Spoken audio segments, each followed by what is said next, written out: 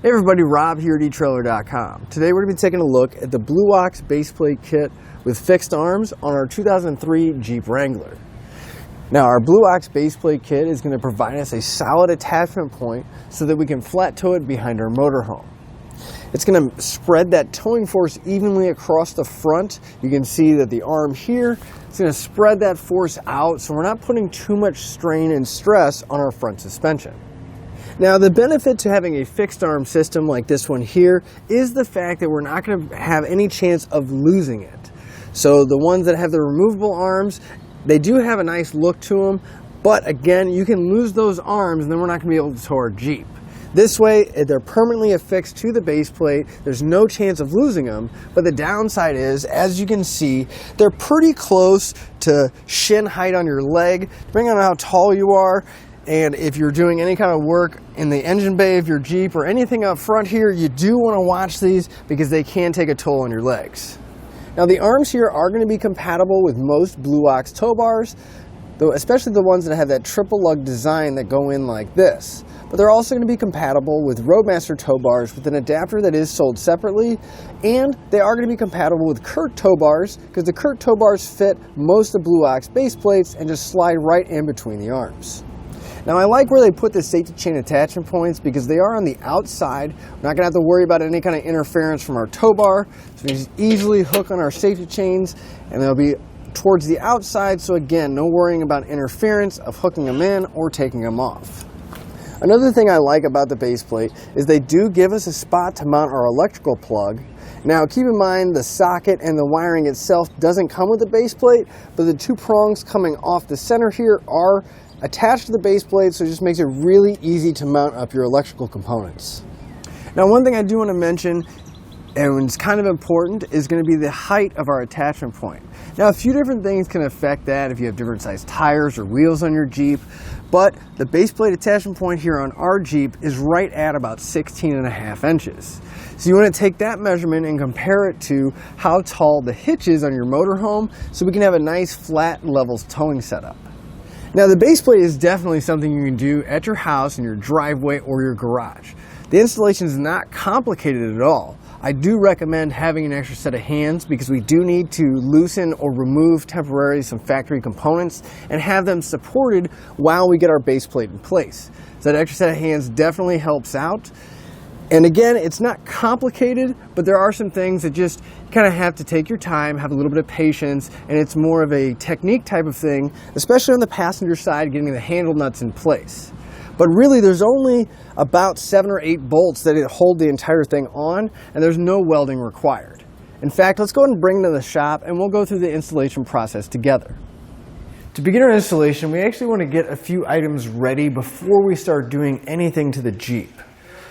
Over here on the driver's side, we're going to have to remove a few bolts to get our base plate in place. However, those bolts are also going to be holding on the steering box. So we want to have some kind of support device to keep it held in place, or an extra set of hands, or both.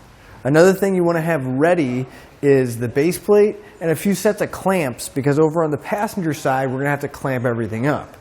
And since it's all kind of going in together at the same time, we want to make sure we have all those components ready and on hand because we don't really have the opportunity to put things down, grab it, and then come back. Because again, we don't want to have our steering box loose moving around. So if you have an extra set of hands with you, definitely make it easier on them rather than holding this up. Just have everything ready. So I'm going to put a jack stand underneath the gearbox. And it is kind of an odd shape, so I'm going to go right to the tab where it bolts through and try to find a nice spot where it's going to hit a few different places and support it. Now you don't need to lift up on it and push too hard. Again, you just want to have a little bit of support underneath there. And then again, it wouldn't hurt to get an extra set of hands as well. So on the driver's side of the frame here, right on the outside, we're going to have these 3 bolts. And again, those are also holding in our gearbox. But we're going to grab a 16mm socket and pull all 3 of those out.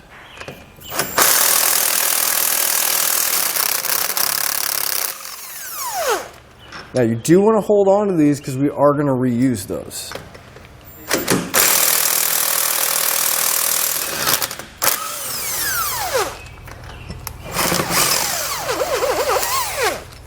So now with that extra set of hands, we're going to lift our base plate up. We're going to line up the holes with the bolts we just removed on the driver's side. And then we want to lift our base plate up. And we're going to use a set of clamps to clamp it to the frame on the passenger side.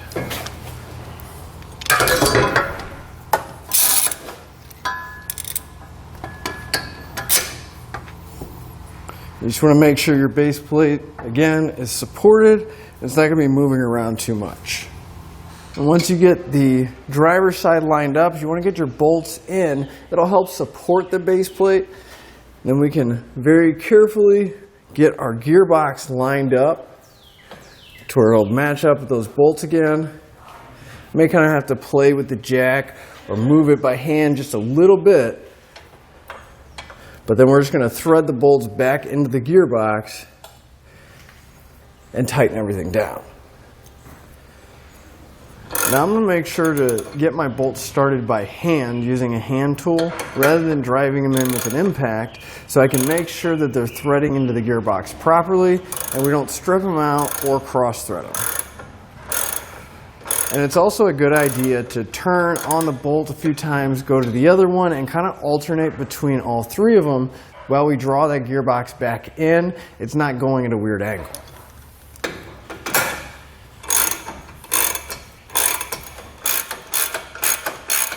So with the driver's side secure, it's going to hold itself in place, and we can remove the jack stand and the extra set of hands can let go.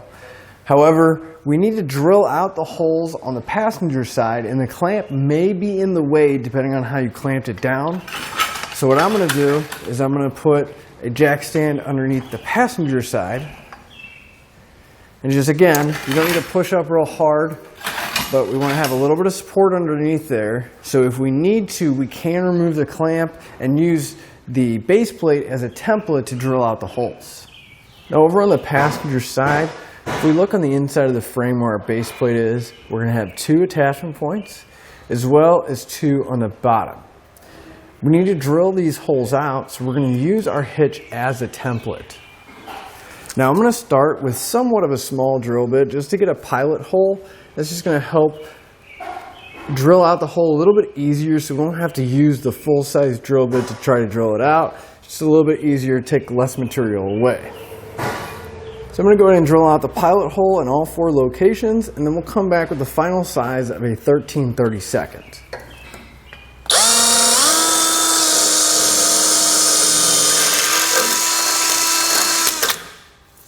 So with this one hole drilled out, again, we're just going to go back and repeat that for the 3 remaining holes. With our holes drilled out, we can get ready to put the hardware in place on the passenger side. We want to start by grabbing one of the 3/8 bolts. Now each one of our bolts does need to get some Loctite put on it, including the ones that were over on the driver's side. However, we can take care of that once we get all of our hardware in. But once we have the Loctite on, we want to put a split lock washer in place and follow that up with a flat washer. Now this combination of hardware is going to be going through the bottom of our base plate. The bolts that are going through the side of the frame are only going to have a lock washer and not a flat washer. Now if we move to the outside of the passenger side of the frame here, we'll find this oval hole. This is going to be our access hole to get our hardware in, because we're actually going to have 4 of these handle nuts, and we need to feed them in and bend them in a way that we can engage the bolt from the inside of the frame.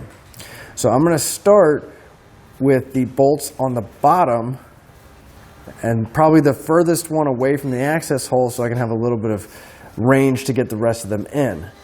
So I know that I need my bolt to be about here, so I'm just going to kind of estimate how I need to bend my handle for my handle nut, and then feed it into the frame and make any kind of adjustments as needed.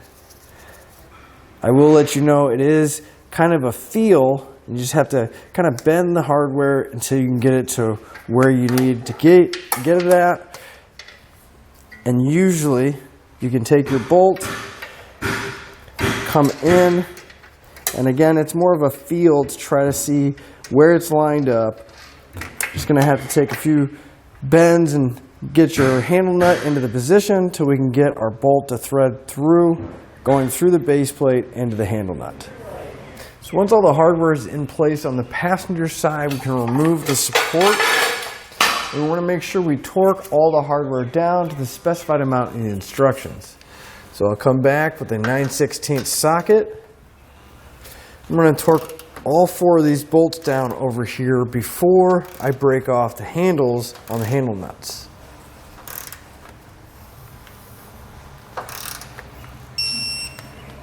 We'll make sure to repeat that for all the remaining bolts over here.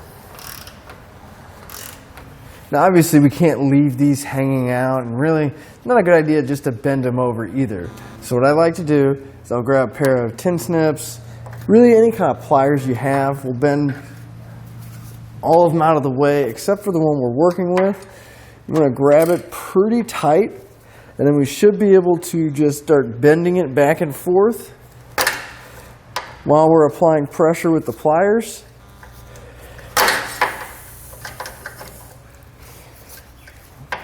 And it should break off once we start bending it back and forth, and again squeezing on the pliers.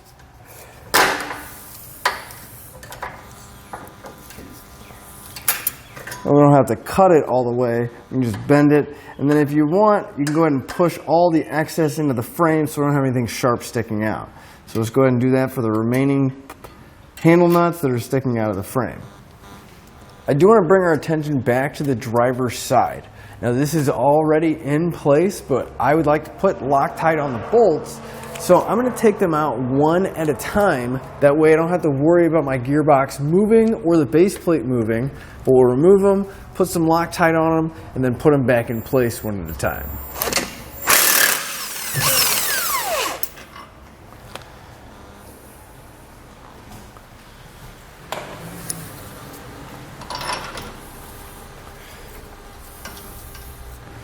And again, I'll drive it in by hand to make sure that it's not cross-threading.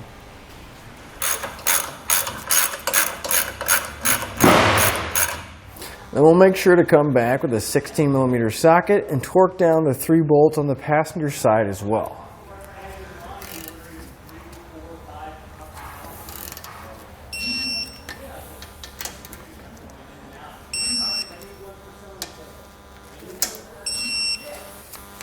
Now with our base plate torqued down, the last step is to get our permanent safety cables in place.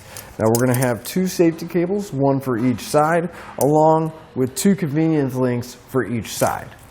Now the tab right here on the outside of our base plate is for our safety cables while we're towing, so we don't want to hook our permanent safety cables to that spot. So what I like to do is I'll just take one of the looped ends, I'm going to bring it over and around the base plate, and kind of create a loop so it's attaching the base plate to the cable. I'll take one of the convenience links, go through the loop, make sure that the cable goes in there as well, and then we can close it up. Then we want to take the other end, and we're going to do the same thing, but we want to make sure it wraps around the base plate and the frame. So we got a little bit of slack here. So we'll just take our cable, and I'm going to run it up and over the base plate, but keep in mind there is a line right here, so we want to watch where we're routing it. We don't want to interfere with anything or damage any lines. So you can actually just kind of move this plastic to kind of see what's behind it. I'm going to go over the frame, again watching out for that line. Grab it on the outside. I'll bring it back around, and then again, just the same method of taking that convenience link, going through the loop, and making sure the safety cable is inside. I'm going to lock it down. And that's going to be the same process that we want to do for the driver's side with the other safety cable and convenience link. Now, we do have the option of getting some zip ties and kind of tying everything up nice and tight against the frame so we don't have any chance of rubbing, which I'm going to come back and do. Make sure everything's in a nice neat little bundle under here and tucked away as high as I can get it. But again, being mindful of where the lines or anything else is, because we don't want to cause any damage. Especially on the driver's side, since that's where our steering is, we really need to pay attention of how we route it because we don't want it to get caught in the steering. With the cables in place and the base plate torqued down, that'll finish up your installation and your look at the Blue Ox base plate kit on our 2003 Jeep Wrangler.